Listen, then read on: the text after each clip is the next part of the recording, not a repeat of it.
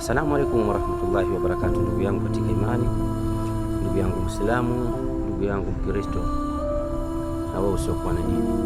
Naam, vipi hali yako? Mambo yanaendaje? Alhamdulillah, tunamshukuru Mwenyezi Mungu umekuja salama siku hii ya Jumapili. Ndugu zangu wa Kristo, leo ni siku ya Jumapili. Kwa upande wenu hakikisheni na nyinyi mnaomba zaidi ya kumwomba Mungu kuhakikisha nchi yetu inakaa salama, inakaa shwari, watu wanaishi kwa amani tawali.